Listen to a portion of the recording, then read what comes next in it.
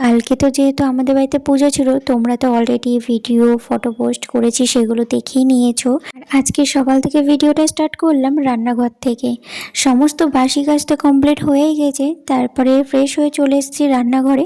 যেহেতু বরকে টিফিন বানিয়ে দিতে হবে, রান্নাও তো করতে হবে, তাই না? দেখবে যখন পুজো হয় বাড়িতে বা বাড়িতে কোনো অনুষ্ঠান হয়, মনে হয় না যে পরের দিন কোনো কাজকর্ম করি বা কোনো কিছু করে, ইচ্ছে করে না, খুব ক্লান্ত লাগে শরীর, তাই না? সেম আমার সঙ্গে এটা একই হয়েছে। আমার আজকে একদমই ঘুম থেকে উঠতে ইচ্ছে করছিল না সকালবেলাতে। হ্যাঁ, যেমন উঠি সকাল 6টার সময়তে, ঠিক সেরকমই আজকে 6:30টায় উঠেছি, 6টায় উঠতে পারিনি। এমনিতেও কালকে ঘুমাতে ঘুমাতে 12টা বেজে গিয়েছিল। ওপরে যখন যায় রাত্রির, তখন 12টা বাজে। সমস্ত কাজ কমপ্লিট করে খাওয়া দাওয়া করে এত রাত হয়ে গেছিলো।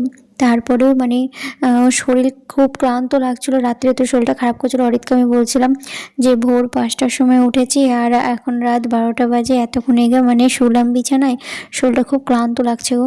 তো যাই হোক, হ্যালো সবাই, তোমরা সবাই কেমন আছো? আশা করি খুব ভালো আছো, আমিও ভালো আছি গো। তো এই যে রান্নাঘরে এসে এখন ফার্স্টে আমি আলু ভাজা বসিয়ে দিয়েছি। প্রথমে ভাবছিলাম কি দেবো আজকে টিফিনে ওকে বানিয়ে, বুঝতেই পারছিলাম না। তারপরে ভাবলাম আলুটা কেটে আলুটা ভাজা বসিয়ে দিই, তারপরে দেখা যাক কি করা যায়। তো আর তারপরে ওকে টিফিনে শুধু আলু ভাজার পরোটাই দিয়েছি, আর মনে হচ্ছিল না যে কিছু করে দিই। তো সেজন্য শুধু সিম্পলভাবে এই যে আলু ভাজা করেছি। শুধু ময়দাটা মাখতে হয়নি, কারণ কালকে অনেকটা ময়দা আমি মেখেছিলাম, তার জন্য কিন্তু ময়দা কিছুটা রয়ে গেছে। সেটাই ফ্রিজে রেখেছিলাম, ফ্রিজ থেকে বার করে রেখে আমি এই যে আলু ভাজাটা করলাম। ততক্ষণে ঠান্ডাটা অনেকটা কেটে যাবে, তাই না? তার জন্য। তারপরে শাশুড়ি মা ঘুম থেকে উঠে আমাকে বলছে ময়দা মেখে দেবো, তাই বলছে। তখন আমি বললাম না, এখন ময়দা মাখতে হবে না, ময়দা মাখা আছে, লাগবে না।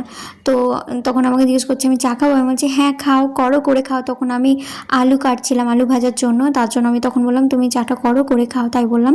তারপরে শাশুড়ি মা তো নিজের চাটা করে নিল, করে নিয়ে খাচ্ছিলো। আর ওইদিকে দেখলে যে আমি চা নিয়ে গেলাম, বরের জন্য চা না নিজের জন্য একটু হরলিক্স করেছিলাম, সেটাই নিয়ে গিয়ে ওপরে খেয়ে তারপরে আবার নিচে আসলাম। এসে এই দেখো পরোটা ভাজতে লেগেছি।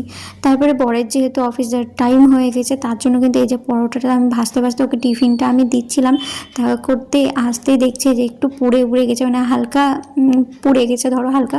তো কিছু করার নেই, যেহেতু আমি ওদিকে একটু সামলাচ্ছিলাম। আর এই দেখো অলরেডি পরোটা ভাজা হয়ে গেছে কমপ্লিট। তারপরে শ্বশুরমশাই যেহেতু এসেছিলো, শ্বশুরমশাই বললো আজকে রান্না কি করবি?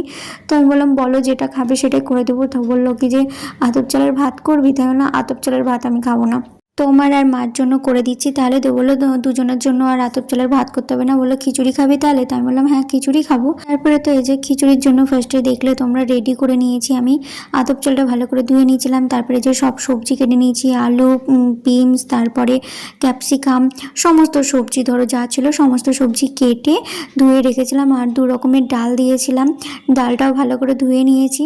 ধুয়ে তারপরে কুকারেই বসিয়ে দিলাম, তাড়াতাড়িও হয়ে যাবে। আর কি বলো তো, আমার না একদম আর ইচ্ছে করছিলই না, মনে হচ্ছে যত তাড়াতাড়ি হয়ে যায় তত তাড়াতাড়ি গিয়ে আমি একটু যদি শুতে পারি তাহলে শরীরটা একটু ঠিক লাগবে, আমার সেরকমই মনে হচ্ছিল। তারপর তো ঝটপট কুকারেই বসিয়ে দিলাম। বসানোর পরে তারপর শাশুড়ি মা আমাকে জিজ্ঞেস করছিল মুড়ি খাবো? তো আমি বললাম মুড়ি কেন খাবে, পরোটা হয়ে গেছে, পরোটা আলু ভাজা দিয়ে খেয়ে নাও। আর ফ্রিজ থেকে সুজি বার করে গেছি, সেই সুজিটা দিয়ে অল্প খেলো।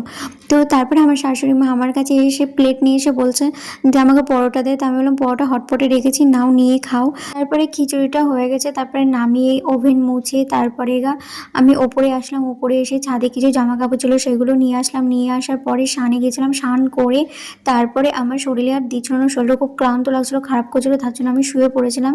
শুয়ে উঠে দেখছি তারপরে ঝমঝমে বৃষ্টি পড়ছে। এই যে যেহেতু আমার খাওয়া হয়েছিল না, তারপরে নিচে গেলাম, নিচে গিয়ে দেখছি শাশুড়ি মা শুয়ে আছে। শাশুড়ি মাকেও জিজ্ঞেস করলাম তুমি খেয়েছো? বললো না খাইনি, পরে খাবো, তাই বললো। তো আমি খেয়ে নিলাম, খেয়ে তারপরে উপরে চলে আসলাম। আর আমার এই মিনি ব্লগটা তোমাদের কেমন লাগলো অবশ্যই তোমরা কমেন্ট করে জানিও। আর তোমরা ভালো থেকো, সুস্থ থেকো, দেখা হচ্ছে নেক্সট ব্লগে। আজকের মতো বাই সবাইকে।